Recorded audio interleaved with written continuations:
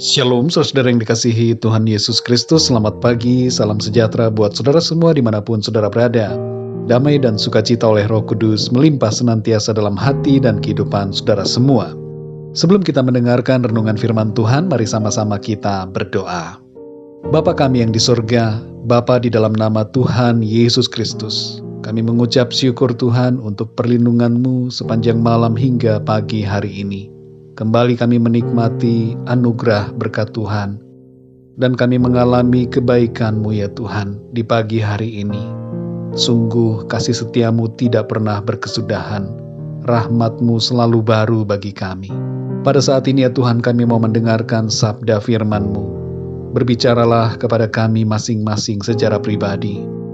Jamahlah hati kami Tuhan, untuk kami dapat mengerti akan maksud kebenaran firman-Mu bagi kami. Terima kasih Tuhan, dalam nama Tuhan Yesus Kristus kami berdoa. Haleluya, amin. Saudara yang dikasihi Tuhan, ayat renungan kita pada saat ini terdapat di dalam Yakobus pasal 1 ayat yang ketiga. Tertulis demikian, sebab kamu tahu bahwa ujian terhadap imanmu itu menghasilkan ketekunan.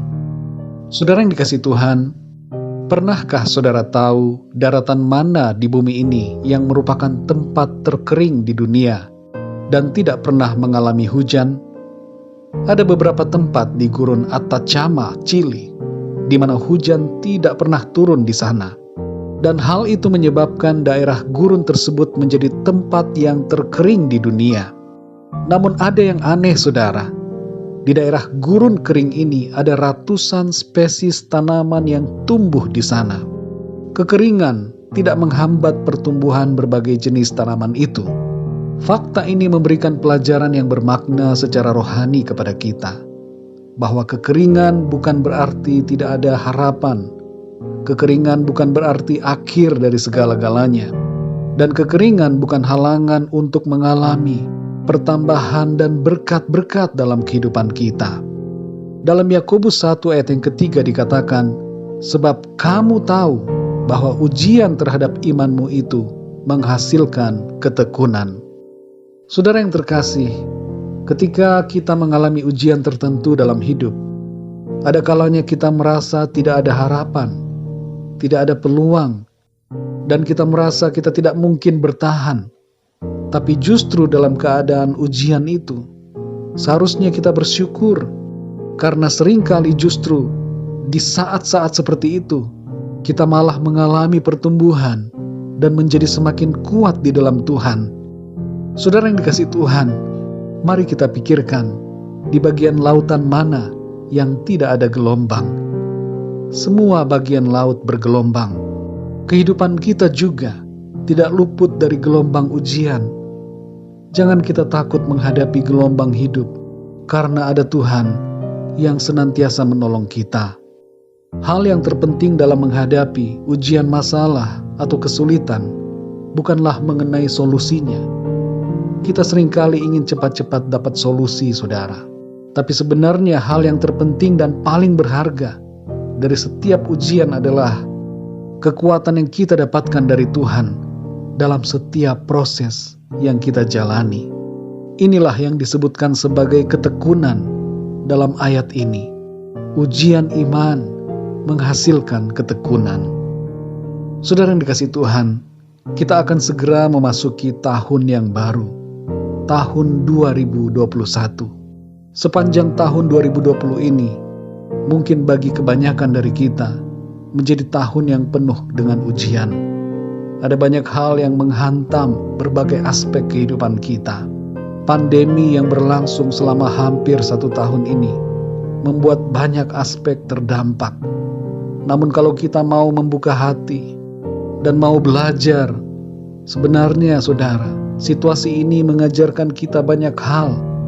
Dan salah satunya adalah tentang ketekunan di dalam Tuhan. Mari saudara yang dikasihi Tuhan, jangan kita lewatkan pelajaran yang berharga yang kita dapatkan dalam tahun ini. Biarlah ketekunan iman kita semakin bertambah-tambah di dalam Tuhan. Jangan kita menyerah dan putus asa.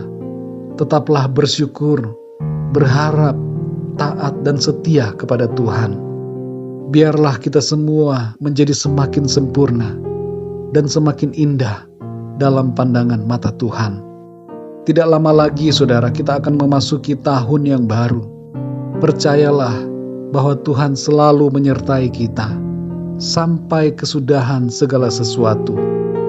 Dalam 1 Korintus 1 ayat yang ke-8 dikatakan, Ia juga akan meneguhkan kamu sampai kepada kesudahannya, sehingga kamu tak bercacat pada hari Tuhan kita, Yesus Kristus. Mari kita berdoa, saudara.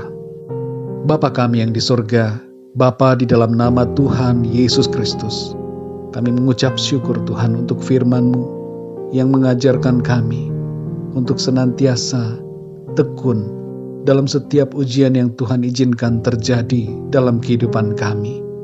Ajar kami Tuhan untuk selalu bersyukur kepada-Mu dan tetap setia dalam setiap keadaan yang kami alami. Kami menyadari ya Tuhan, bahwa Engkau tidak pernah membiarkan kami. Ujian dalam hidup selalu punya maksud yang baik. Engkau mau kami menjadi sempurna dan tidak bercacat sampai pada kesudahannya. Terima kasih Tuhan. Kami bersyukur Tuhan, karena di dalam Engkau kami kuat. Segala ujian yang terjadi dalam kehidupan kami tidak akan membuat kami menjadi lemah, tapi kami akan terus bertumbuh di dalam Engkau. Kami akan menjadi semakin bertambah kuat dan bertumbuh, berbuah semakin lebat. Terima kasih ya Tuhan. Pimpinlah kami terus dan sertai kami dengan kuat kuasa-Mu. Dan tuntun kami untuk selalu berada di dalam jalan-jalan yang Tuhan kehendaki. Terima kasih ya Tuhan. Di sepanjang hari ini, kami mohon pertolongan Tuhan, pimpinan dan penyertaan Tuhan. Sertai kami ya Bapa, dalam segala aktivitas kami. Biarlah semua yang kami kerjakan dan lakukan pada hari ini dapat menyenangkan hati-Mu Tuhan. Terima kasih ya Tuhan. Kami mau jalani hari ini dengan sukacita, semangat dan sorak-sorai karena Tuhan. Engkau yang selalu menjadi sumber sukacita bagi kami Tuhan. Terima kasih ya Tuhan. Dalam nama Tuhan Yesus Kristus, Tuhan dan Juru Selamat kami berdoa dan mengucap syukur. Haleluya. Amin. Puji Tuhan, saudara yang dikasihi Tuhan, saya percaya firman Tuhan menjadi berkat dan kekuatan buat saudara semua. Dan Roh Kudus akan menolong saudara untuk lebih lagi memahami kebenaran firman Tuhan. Tuhan Yesus memberkati saudara semua. Sampai jumpa dalam renungan yang berikutnya. Haleluya.